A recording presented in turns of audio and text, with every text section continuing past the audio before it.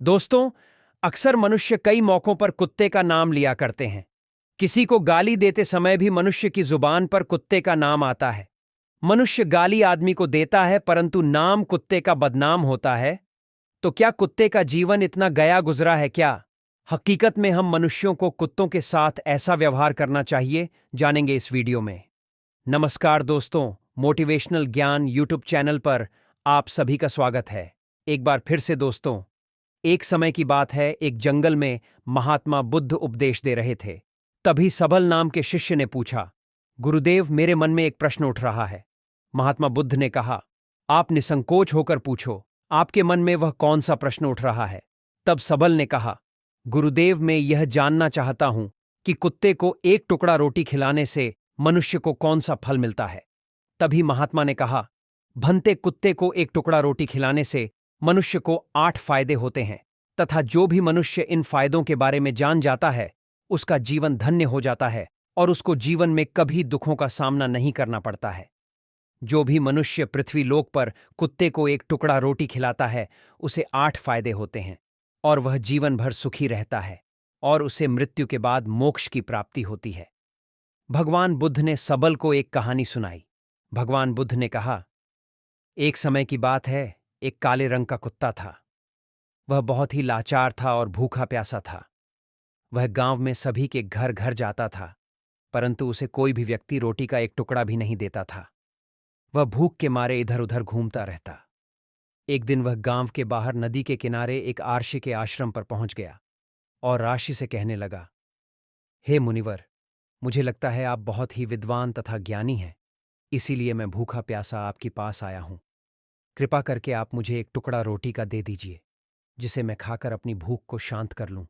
तभी वह आर्षि कहता है, हे स्वान, क्या तुम्हें गांव में एक टुकड़ा रोटी का किसी ने नहीं दिया जिसे तुम खाकर अपनी भूख मिटा सको? ये सुनते ही वह कुत्ता आर्षि से कहता है, हे मुनिवर, मैं आपको क्या बताऊं, आप मेरी बातों पर विश्वास नहीं करोगे। तभी वह आर्षि कहता है, हे स्वान, तुम बताओ, तुम्हारी बातों पर मैं विश्वास अवश्य करूंगा। मुझे तुम बहुत ही लाचार दिखाई पड़ते हो। तभी वह कुत्ता कहता है, ठीक है मुनिवर, मैं तुम्हें अपनी आप बीती बताता हूं। कुत्ता आर्षि से कहता है, हे मुनिवर, हे दुनिया के लोगों, हम पर रहम करो। हमारा कोई घर नहीं होता है, कोई आसरा नहीं होता है, कमाकर खाना हमें नहीं आता है, हमें वस्त्र भी पहनने का ज्ञान नहीं है, इसलिए सर्दी गर्मी और बरसात में हम ऐसे ही घूमते रहते हैं, हमें पढ़ना लिखना भी नहीं आता। वह कुत्ता कहता है, हे मुनिवर, आपकी तरह हमें अनुशासन नहीं आता, हमें आपकी तरह बोलना नहीं आता। यह हमारा दुर्भाग्य ही समझिए, परंतु हमें आपकी तरह भूख भी लगती है। चोट लगने पर हमें आपकी तरह पीड़ा भी होती है, हमें आपकी तरह रोना भी आता है।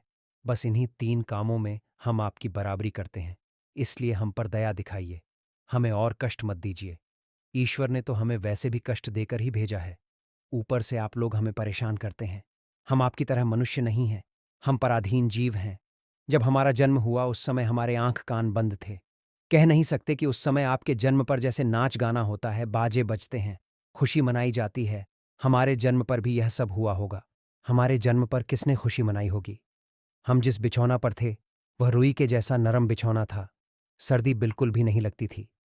मैं मन में सोच रहा था कि मैं किसी बड़े घर में पैदा हुआ हूं, लेकिन जब हमारी आंख खुली तो मैंने देखा कि हमारी माँ, जिसे आप लोग कुतिया बोलते हो, वह अपने 5 बच्चों को छाती से चिपकाकर एक राख के ढेर में पड़ी थी।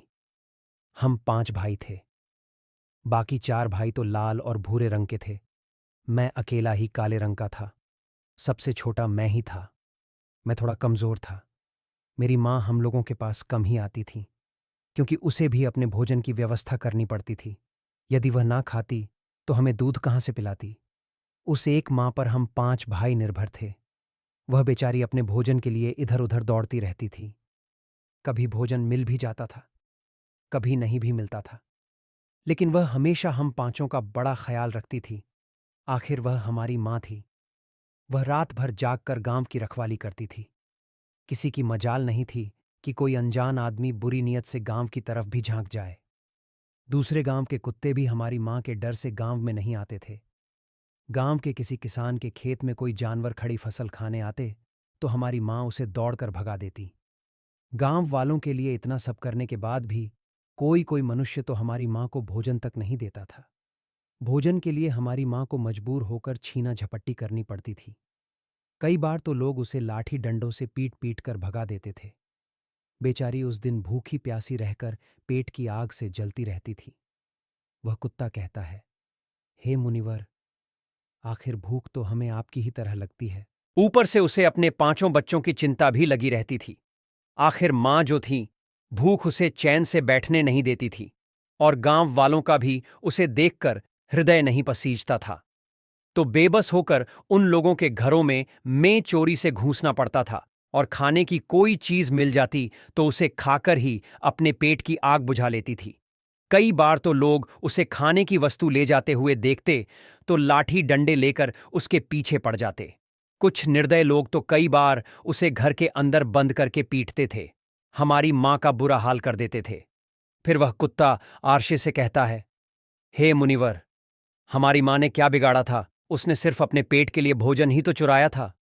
चोरी करने का हमें कोई शौक नहीं है, पर पापी पेट हमें यह सब करने के लिए मजबूर कर देता है। एक दिन की बात है, बड़ी जोरदार बरसात हुई। ओले पड़े थे, ठंडी हवा चल रही थी। उस ठंड में ठिठुर कर हमारे 3 भाई मर गए। उस दिन हमारी मां बहुत रोई थी, लेकिन मनुष्य हमारी पीड़ा को नहीं समझे, क्योंकि उसके बच्चे थोड़े ही मरे थे।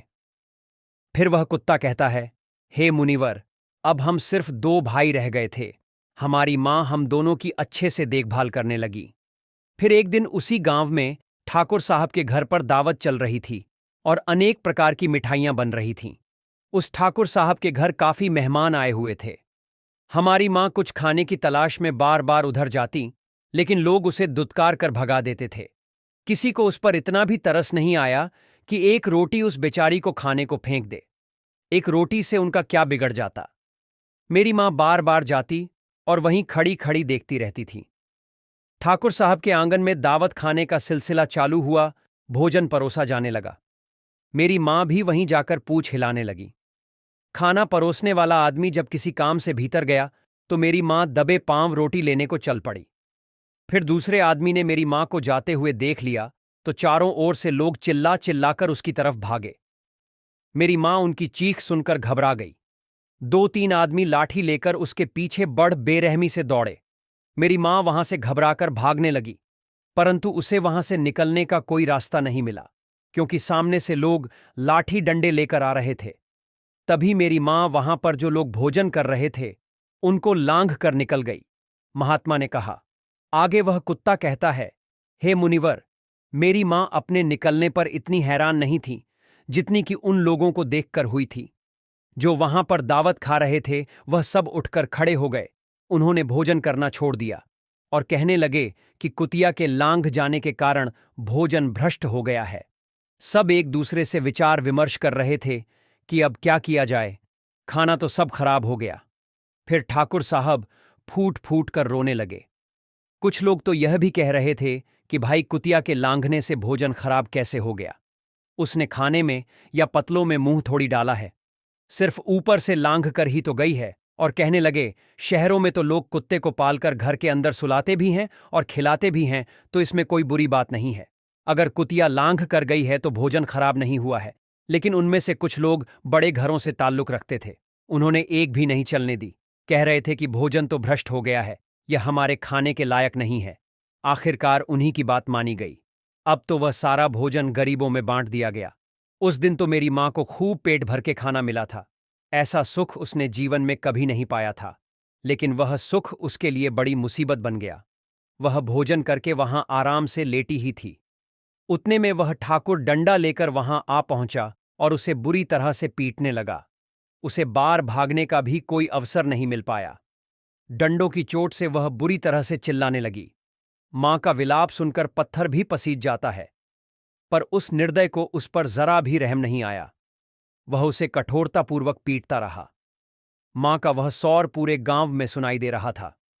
तब कुछ लोग आए और उसे समझाते हुए बोले, ठाकुर साहब जाने दो, भूख में तो आदमी की भी बुद्धि भ्रष्ट हो जाती है। यह तो एक पशु है, इसे अच्छे बुरे का क्या ज्ञान? अब इसे मारकर आपको क्या मिलेगा? जो होना था सो हो गया। लोगों के समझाने के बाद उसने हम मां को पीटना बंद किया।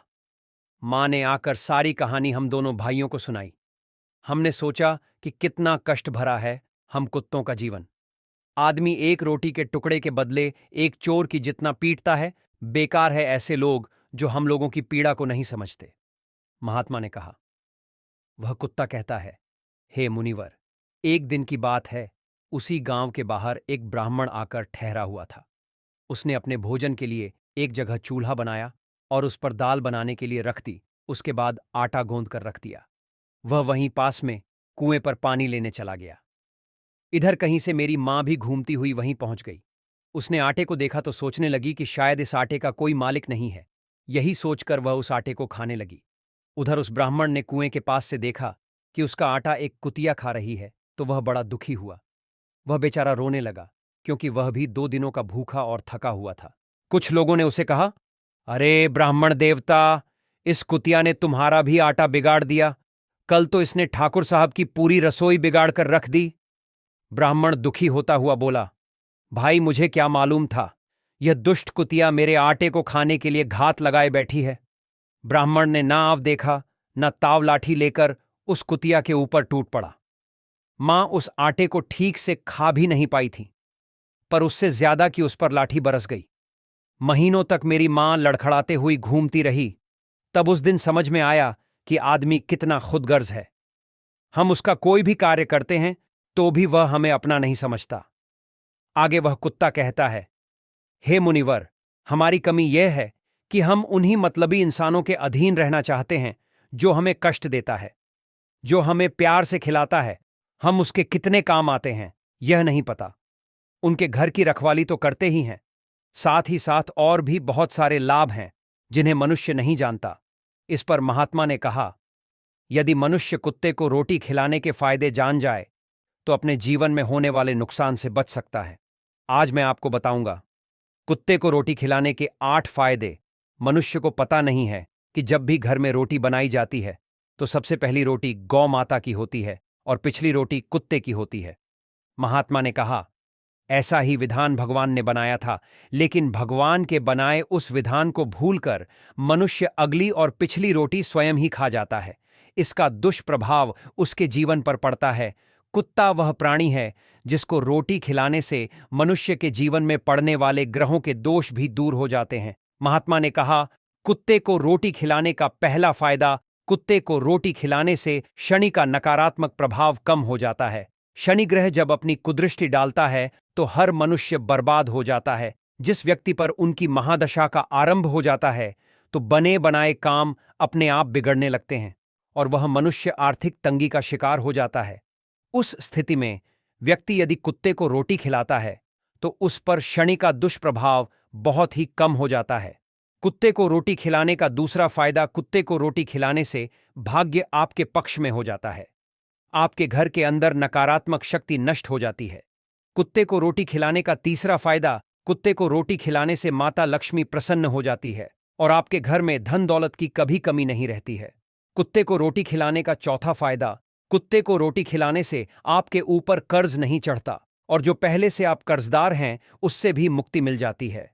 कुत्ते को रोटी खिलाने का पांचवा फायदा, कुत्ते को सुबह शाम भोजन देने से आपका व्यापार बहुत अच्छे से चलता है।